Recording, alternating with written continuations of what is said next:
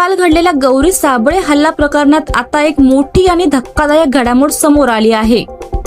या प्रकरणातील आरोपी महेश मच्छिंद्र डामसे याचा मृतदेह आज गणेशखिंड परिसरात आढळून आला आहे।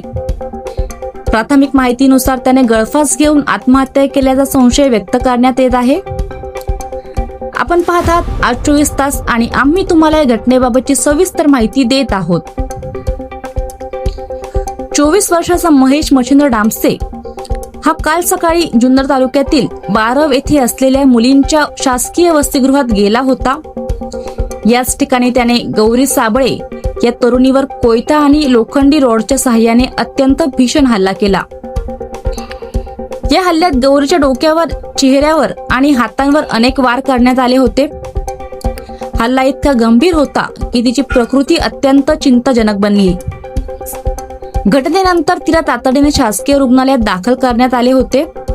डॉक्टरांच्या तत्पर उपचारामुळे सध्या तिची प्रकृती स्थिर असून ती धोक्याबाहेर असल्याची माहिती मिळत आहे।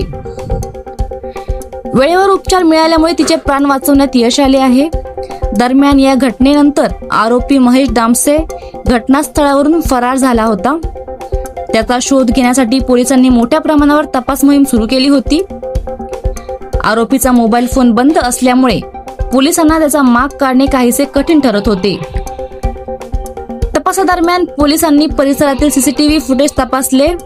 या फुटेजमध्ये आरोपीची स्प्लेंडर मोटरसायकल गणेशखिंड परिसरातील एका ठिकाणाहून जाताना दिसून आली होती।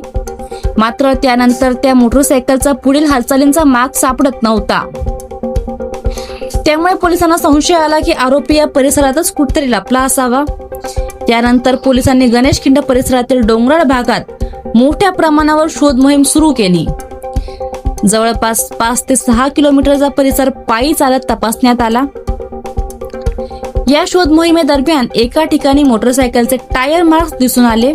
पुढे काही अंतरावर स्प्लेंडर मोटरसायकल उभी आढळून आली। पोलिसांनी तपास केला असता ही मोटरसायकल महेश मच्छिंद्र डामसे याच्या नावावर असल्याचे स्पष्ट झाले। यानंतर परिसरातील अधिक तपास सुरू ठेवण्यात आला आणि काही अंतरावर झाडाला गळफास घेतलेल्या अवस्थेत आरोपीचा मृतदेह आढळून आला। प्राथमिक तपासात त्याने आत्महत्या केल्याचा संशय व्यक्त केला जात आहे। उन्हामुळे मृतदेहाची अवस्था अत्यंत काही प्रमाणात विघटित झाल्याचे समोर आले आहेत। या शोध मोहिमेदरम्यान जुन्नर रेस्क्यू टीमने अत्यंत महत्त्वाची भूमिका बजावली। डोंगराळ आणि दुर्गम भागात शोध मोहीम राबवणे, घटनास्थळी पोहोचणे आणि मृतदेह शोधून काढण्यासाठी पोलिसांना मदत करणे या सर्व कामांमध्ये जुन्नर रेस्क्यू टीमचे मोठे योगदान राहिले आहे। विशेषतः अवघड भौगोलिक परिस्थितीत घटनास्थळी पोहोचणे आणि मृतदेह खाली आणण्यासाठी या टीमने मोठे सहकार्य केले।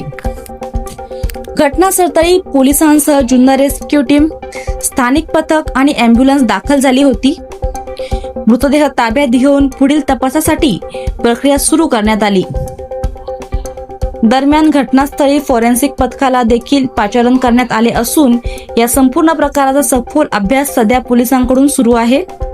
आपण पाहत आहात आज 24 तास आणि आम्ही या प्रकरणातील प्रत्येक अपडेट तुमच्यापर्यंत पोहोचत राहूत।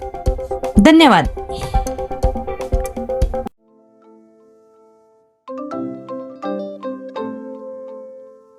नवनवीन आणि ताज्या घडामोडींसाठी आज 24 तास सबस्क्राईब करा।